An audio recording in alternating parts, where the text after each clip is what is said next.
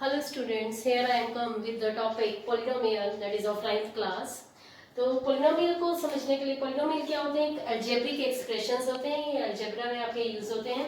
और पोलिनोमियल को समझने के लिए पहले हम दो टर्म्स को कंसीडर करेंगे, that is constants and variable. Constants क्या होते हैं बेटा?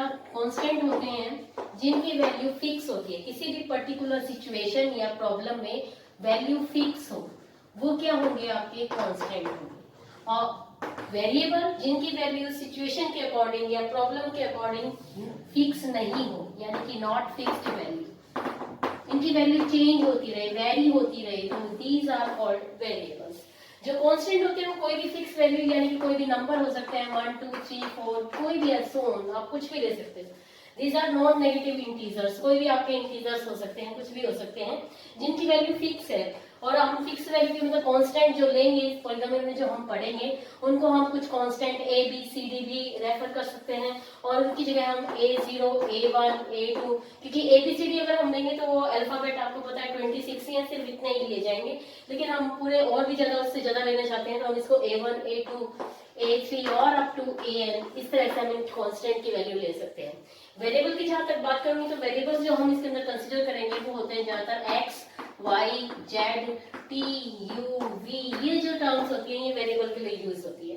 तो कांस्टेंट और वेरिएबल को समझना बहुत जरूरी है। कांस्टेंट यानी कि जिनकी वैल्यू फिक्स है, जैसे 2 3 4, जो भी आपका फिक्स नंबर है दैट इज कॉल्ड कांस्टेंट। और वेरिएबल जिनकी वैल्यू आपकी सेम ना हो, फिक्स ना हो, वेरी करती रहे problem wise, situation wise, condition wise, तो वो आपके क्या होते हैं? वेरिएबल्स। तो कांस्टेंट और वेरिएबल्स को मिक्स करके ही क्या बनेगा आपका? पॉलिनोमियल, यानी कि कांस्टेंट इनटू वेरिएबल, इस तरह से जो आपके बनते हैं ये क्या होते हैं? पॉलिनोमियल्स होते हैं। तो पॉलिनोमियल्स का पहले मैं जनरल एक्सप्रेशन आपको लिखकर दिखा दूं कि पॉलिनोमियल्स का जनरल एक्सप्रेशन क्या होता है। वैसे तो पॉली तो आपको वर्ड जैसे रेफर होता है, पॉली मतलब कि बहुत सारी टर्म्स, मियल मतलब बहुत सारी टर्म्स, पॉलिनोमियल्स बहुत सारी टर्म्स को मिला के जो एक्सप्रेशन लिखा जाता है उसको हम पॉलिनोमियल्स कहते हैं। सपोज देखिए मैं यहाँ पे लिख रही हूँ an x की पावर है, तो इस तरह से लिखा जाता है कि कांस्टेंट इनटू वेरिएबल, और वेरिएबल की फिर पावर कुछ कर दिया, और ये जो पावर है ये हमेशा non negative integer. Non negative integer कौन से होते हैं? नॉन नेगेटिव इंटीजर मतलब नेगेटिव भी नहीं होना चाहिए, यानी कि 0 1 2 3 और अप टू n, ये कितना भी हो सकता है। तो इन वैल्यूज को आप लोगे जो कि होल नंबर की टर्म में लिखी जाएंगी, तो वो आपकी होती है नॉन नेगेटिव इंटीजर।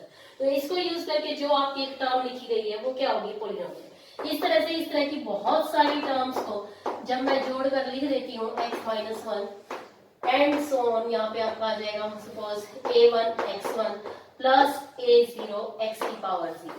ये जो एक्सप्रेशन होता है that is the general expression for the polynomial. किसी भी पॉलिनोमियल का जनरल एक्सप्रेशन होता है, और पॉलिनोमियल्स को हम px इस तरह से रेफर करते हैं, px ये px पॉलिनोमियल है और ये इसका जनरल एक्सप्रेशन है। तो यहाँ पे आपको समझ में आया कि पॉलिनोमियल्स जो है वो इस तरह के एक्सप्रेशन में लिखा जाता है, that is constant into variable की पावर कोई भी नॉन नेगेटिव, इसकी पावर आएगी यहाँ पे नॉन नेगेटिव इंटीजर। ओके, तो इस तरह के एक्सप्रेशंस को राइट करते हैं, दैट इज आर पॉलिनोमियल्स। ये डेफिनेशन है आपकी पॉलिनोमियल्स की। उसके बाद आता है कोफिशिएंट। कोफिशिएंट क्या होता है? ये आपका वेरिएबल है, वेरिएबल के साथ में जो ये कांस्टेंट है, जो भी आपकी कांस्टेंट वैल्यू है, that is called coefficient of that particular term, उस टर्म का या उस x का या उसकी सॉरी x स्क्वायर का, इन सब का ये क्या होगा? कोफिशिएंट, इसे बोलते हैं कोफिशिएंट। नेक्स्ट जो मेन इंपॉर्टेंट है कि वेदर द जो एक्सप्रेशन आपको अलजेब्रिक एक्सप्रेशन दिया हुआ है, वेदर दीज आर पॉलिनोमियल और नॉट, ये आप कैसे पता करेंगे? तो जनरल में यहाँ पे कुछ एक्सप्रेशंस लिखती हूँ और आपको बताना है, और हम बताएंगे कि ये पॉलिनोमियल है या नहीं। जैसे सबसे पहला मैं एक्सप्रेशन लिख रही हूँ 4x square minus 3x plus 7। अब ये बताइए पॉलिनोमियल है? पॉलिनोमियल की डेफिनेशन को कहेंगे सही एग्जिस्ट कर रहा है। देखिए कांस्टेंट है, वेरिएबल है, उसकी पावर होल नंबर, फिर कांस्टेंट वेरिएबल उसकी पावर, प्लस साथ में कांस्टेंट वेरिएबल की पावर 0 कर दो। यहाँ पे x की पावर 0 क्या होता है? 1 1 इसके साथ मल्टीप्लाई है। Yes, that holds the definition of polynomial. उसके एक्सप्रेशन को बिल्कुल सही बताया, तो इसका मतलब ये क्या होगा? आपका पॉलिनोमियल। बट एरर में आपको एक और आपको कराती हूँ, अगर मैं ऐसे लिखती हूँ 3√t प्लस t√2, क्या ये पॉलिनोमियल है? क्या हम इसको ले सकते हैं? एग्जांपल लेने में क्या ये पॉलिनोमियल होगा? तो देखिए कांस्टेंट इनटू वेरिएबल की पावर नॉन नेगेटिव। अब टी रूट टी का मतलब होता है पावर 1/2, 1/2 का पावर यानी कि फ्रैक्शन में आ गया, नॉन नेगेटिव इंटीजर नहीं हुआ, और फ्रैक्शन में आते ही इसने पॉलिनोमियल की डेफिनेशन को सही नहीं किया, वेरीफाई नहीं किया, तो इसका मतलब ये पॉलिनोमियल नहीं है। तो आपने ये ध्यान रखना है कि जो भी यहाँ पे वेरिएबल दिया हुआ है उसकी पावर फ्रैक्शन में या नेगेटिव नहीं होनी चाहिए। अगर ऐसा कुछ आता है तो यानी कि वो आपकी पॉलिनोमियल की डेफिनेशन को सही नहीं करता और वो आपका पॉलिनोमियल नहीं होगा। ठीक है, तो कांस्टेंट इनटू वेरिएबल, उसकी पावर आपकी कोई भी नॉन नेगेटिव इंटीजर, या आप इसको ये भी कह सकते हो कि होल नंबर होनी चाहिए, तो ही आपका एक्सप्रेशन जो है वो क्या होगा, पॉलिनोमियल होगा। नेक्स्ट है degree of the polynomial. Next is degree of polynomial. किसी भी पॉलिनोमियल की डिग्री क्या होती है, तो डिग्री को पता करने के लिए मैं आपको एक सीधी सी डेफिनेशन देती हूँ, that is degree of polynomial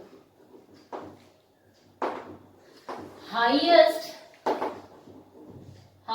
power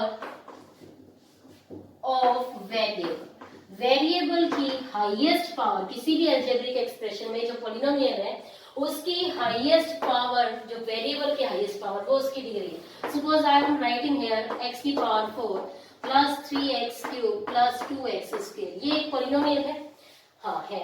इसके अंदर जो x है, x आपका वेरिएबल है, इन वन वेरिएबल, एक ही वेरिएबल यूज किया गया, हर कहीं x आ रहा है, तो ये जो पॉलिनोमियल है इसमें जो हाईएस्ट पावर है वो कितनी है, 4। तो ये जो हाईएस्ट पावर है that is called the degree of this polynomial. ये इस पॉलिनोमियल की क्या कहलाएगी, डिग्री, यानी कि इस पॉलिनोमियल की डिग्री कितनी हो गई है, 4 is the degree of this polynomial. एक और मैं एग्जांपल लेती हूँ ऐसे ही, that what is the degree of 5t minus root 7। ये जो पॉलिनोमियल है ये कौन से वेरिएबल में है, t वेरिएबल में है, t यहाँ पे हमने वेरिएबल लिया है, और इसकी हाईएस्ट पावर, वेरिएबल की हाईएस्ट पावर देखिए कितनी है, 1। So degree of this polynomial is 1। तो इस पॉलिनोमियल की डिग्री कितनी हो गई है, 1 हो गई। तो ये था इसका डिग्री का। फिर बात करते हैं कोफिशिएंट। जैसे कि मैंने पहले भी आपको बताया, कोफिशिएंट क्या होता है, किसी भी वेरिएबल के साथ में जो भी कांस्टेंट टर्म है वो उसका क्या है, कोफिशिएंट। सपोज मैं यहाँ पे बताती हूँ कि 2 plus x cube plus x square plus x, ये एक पॉलिनोमियल px आपको राइट किया गया है। इसमें आपको दोनों चीजें बतानी है कि इस पॉलिनोमियल की डिग्री क्या होगी, क्या ये पॉलिनोमियल है, या फिर इसका कोफिशिएंट क्या होगा, एक्स क्यूब का कोफिशिएंट क्या होगा। तीनों चीजें इस क्वेश्चन में हम क्लियर करते हैं। तो देखिए सबसे पहले तो ये पॉलिनोमियल है, यस पॉलिनोमियल मैंने आपको बताया था कि एक ऐसा एक्सप्रेशन जो कांस्टेंट इनटू वेरिएबल की पावर के साथ जुड़कर बनता है वो क्या कहलाता है, आपका पॉलिनोमियल। तो यहाँ पे कांस्टेंट देखिए 2 है, x की पावर यहाँ पे 0 है, तो ये क्या हो गया, एक टर्म हो गई इसकी। नेक्स्ट है यहाँ पे x के साथ 1 मल्टीप्लाई है इंटू x उसकी पावर 3, तो ये भी होल नंबर है। फिर उसके बाद 1 इंटू एक्स की पावर स्क्वायर, फिर x के साथ 1 मल्टीप्लाई x की पावर 1। तो सब जगह पॉलिनोमियल की डेफिनेशन ये है दैट कांस्टेंट इनटू वेरिएबल की पावर होल नंबर आपकी होनी चाहिए। तो ये पॉलिनोमियल है, yes it is polynomial. Now अब बात करते हैं इसकी डिग्री की। तो degree of the polynomial that is highest power of the variable, variable की हाईएस्ट पावर, वेरिएबल आपका x है उसकी हाईएस्ट पावर यहाँ पे कितनी है, 3। तो इस एक्सप्रेशन में इसकी डिग्री कितनी हो गई है, 3 हो गई है। उसके बाद बात करते हैं कोफिशिएंट ऑफ एक्स क्यूब।